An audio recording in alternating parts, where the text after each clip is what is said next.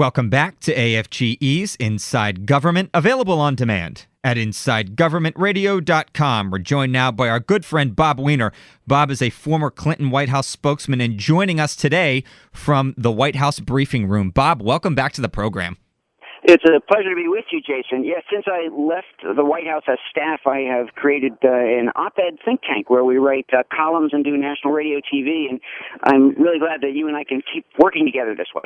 Bob, as you know, federal employees have been significantly impacted by furloughs and sequestration. As a former federal employee yourself, what are your thoughts about the long-term consequences of sequestration? Well, Jason, there's long-term and short-term. We are cutting off our nose to spite our face, and it seems to be the only way that the liberals and the conservatives can get it in together, where the liberals get to cut defense and the conservatives get to cut everything that matters. They're cutting the vote. They're cutting food, they're cutting health, they're cutting housing, they're cutting reproductive rights, they're cutting jobs, they're cutting income to people. It is outrageous what is happening with the sequester. You know, I'm literally in the White House press briefing room right now, and Jason, just to set the stage in anticipation of the president's speech on Martin Luther King's 50th anniversary of his great speech. That's the timing that we're at, because we tape Wednesday for Fridays, in full disclosure for our listeners. And it is outrageous to me that I get an email once a month from Antoinette Rangel, the president's organizer of his news events, and she has to take a sequester. The note is that she's on sequester, and we get that note about once a month. That is really crazy what we're doing to ourselves. Bob, are you concerned at all about the federal government's ability to recruit the best and the brightest and retain the folks who are already federal employees under these circumstances? Well, Jason, federal employees are afraid. And that's not what we want for the people like I had the privilege of doing for 22 years who give to federal service because that's what we wanted to do with our lives. Retirements are now 2 times what they were in 2009. People are retiring. They're expecting a 30% increase by 2016. There's going to be a brain drain. We're going to lose the best talent that we have of federal employees, people that are giving and want to continue to give, but because of the sequester, because of the freeze on salaries, because of the cuts, because of the stress that is being incurred in programs, as I said, from food to health to housing, and cutting jobs programs, cutting housing programs, all of that. The federal employees are resigning instead of continuing. And you may remember that I was the chief of staff of the House Aging Committee under the great Claude Pepper, and we abolished mandatory retirement. So, as the Washington Post said yesterday, there is no federal retirement now mandated for federal employees or for anyone else in the private sector. We stopped mandatory retirement because it should be on the basis of ability, not just arbitrary age. You can be forced to retire if you're not confident, but not because you just turn old. Claude Pepper worked till he was 89 giving great speeches. So what you've got is people voluntarily being afraid and quitting. That's what's happening. Voluntarily being afraid and quitting, and a lot of this is because of this gridlock politics in Washington that has driven the sequester into being. Bob, you mentioned, of course, at the top, there are short and long-term consequences to sequestration. On both schools of thought, what's the impact to public service? It is horrendous.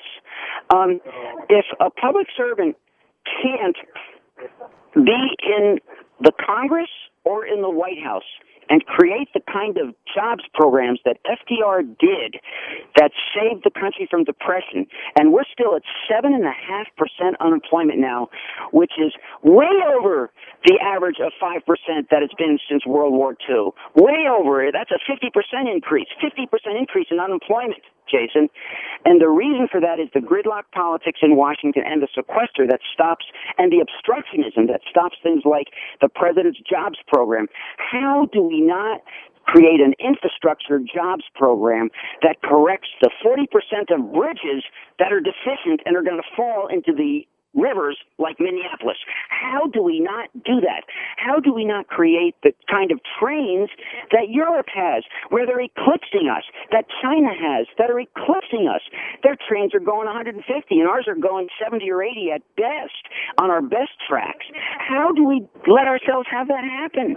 How do we not create what Eisenhower did, the Interstate Highway Program, and how do we not improve it? You know, Obama got a minor $785 billion reconstruction bill right at the beginning when the crash hit because of the tax breaks creating a downfall in the economy and the bubble bursting. We got that with the economic crash.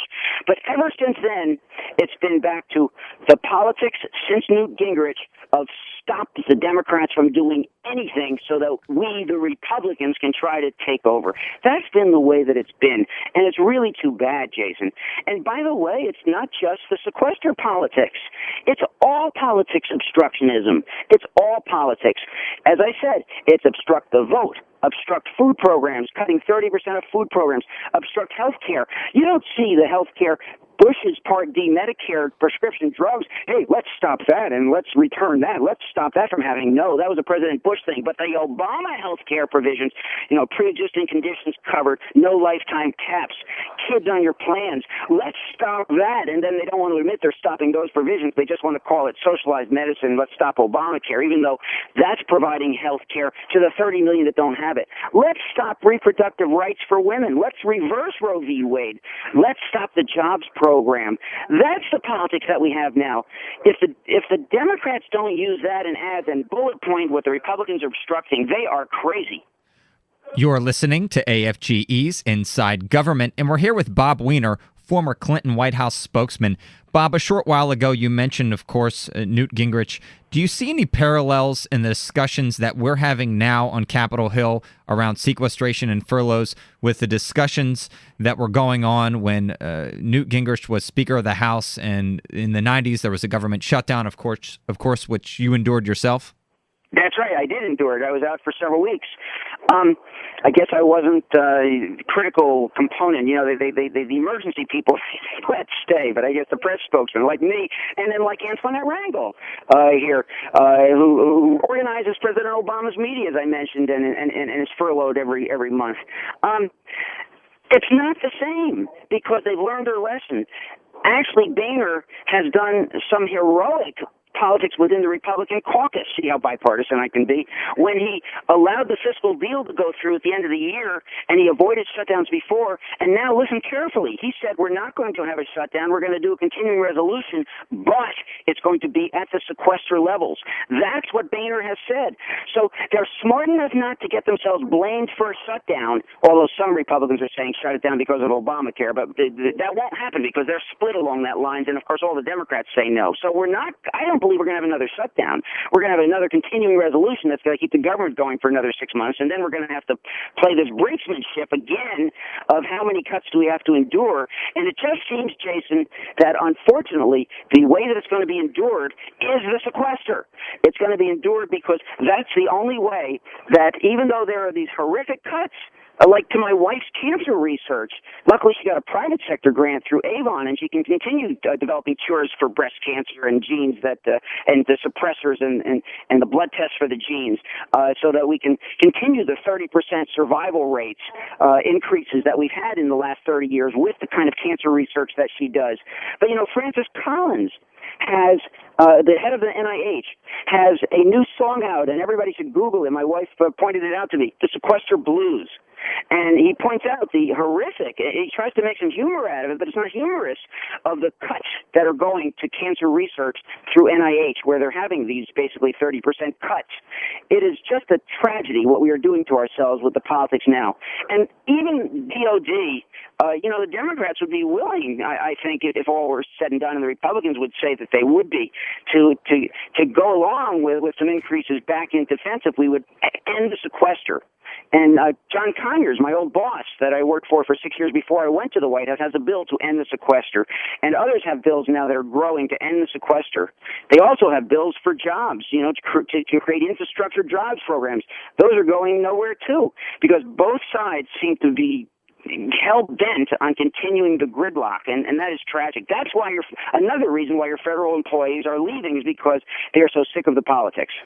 Bob, speaking of jobs, in a recent op-ed, you argued that instead of focusing on some of the scandals in Washington, there should be more focus on the jobs crisis this country is facing. Can you talk to me about that? Well, I have two op-eds that are out that I'd like to flag. One is, I had one yesterday in the Baltimore Sun. Representative Cummings, Obama's defender-in-chief, Baltimore's Elijah Cummings is the voice of reason on the House Oversight and Government Reform Committee and the chief restraint on Chairman Darrell Issa. And then the other is Obama's second-term agenda, letting America know. That was in the Baltimore Sun. This one's in the Michigan Chronicle. You're absolutely right, Jason. With the employment rate, unemployment at 7.5%, more than 50% over our World War II average, and 13.5% among African Americans, and many states even higher than that, like Michigan. That's what people care about is jobs, but it's become the forgotten issue. The president's been pushing creation of an infrastructure jobs bill, but the Congress has been filibustering and opposing the bills. That's actually the important point, is that if we and the Republicans could get together on jobs, there probably would be about the normal 98% incumbent reelection rate. But people are so fed up now that the Republicans are obstructing all jobs legislation and obstructing everything else and trying to take away food stamps and all the other things I mentioned, that I bet that there is an enormous turnover in the Congress this year. I bet that there is the very real possibility, if the Democrats get the message correctly, that of the obstructionism, and here's what they're trying to take away, I bet there's a real chance for a turnover in the Congress again this time, and that's why President Obama is going around to many events that include Nancy Pelosi and saying she will be the next speaker again. It's possible if we don't turn around and get an infrastructure bill. People are furious about the fact that jobs are being obstructed. Bob, what kind of jobs do you think that we should be creating in this country? Well, try this one. Healthcare jobs for the 30 million that President Obama has now allowed to be covered that had no healthcare insurance, where we have, by the way, the highest death rate of any civilized country. We are over 50th in life expectancy and infant mortality. I want to say that again, over 50th in life expectancy and infant mortality. We do not have the best health care, and that's because we do not provide health insurance like every other civilized country has done. And yet, that's what the opposition is trying to do, is to take away that health care that President Obama courageously, although didn't even go to a single payer, but at least did it, and he did it through the private sector because he thought that was the politics that were mandated, because there were only 53 votes for single payer, but he got the 60 votes for doing it through the private sector in the Senate. Boy, that filibuster kills us in the Senate.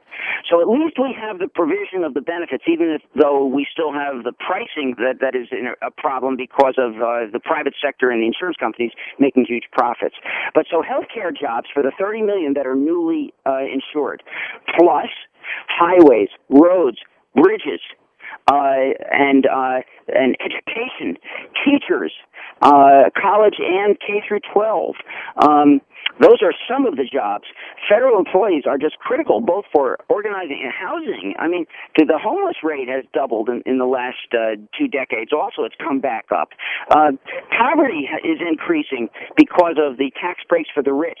Income disparity, Jason, is just such a horrible thing, where the top 1% have increased by 300%, and the bottom 20% have decreased are increasing by only 15%. So there's been a 300% increase in real income to the top income earners, but only a 15% increase since in the last 3 decades to the bottom 20%. So when people say there's no income disparity, and President Obama today will have, by the time our listeners listen, be talking about the income disparity throughout the system, that's what it means, and those are the jobs that we have to have. In addition, Jason, the fact that the jobs have that 7.5% is a misnomer unemployment, because a lot of those are McDonald's jobs. A lot of those are jobs that people would not have in a healthy economy. And I do want to bring out also, Detroit could be saved by jobs. People forget that the reason that it went down, and I worked with Congressman Conyers from Detroit, was GM, Chrysler, and American Motors all leaving Detroit, and farming their jobs overseas. There has to be jobs programs to help reconstruct Detroit, but again, that's being blocked by the opposition in Congress. There are no jobs programs. Bob Weiner, former Clinton White House spokesman. Bob, always great to have you on the program. Thanks for coming by. Jason, thanks so much for having me, and best to you and your listeners. Thank you to our guest this week, Wisconsin State Senator Lena Taylor, AFGE Housing and Urban Development Council 222 President Eddie Eiches, and former Clinton White House spokesman Bob Weiner. I'm your host, Jason Fornicola, and that's The View from Inside Government.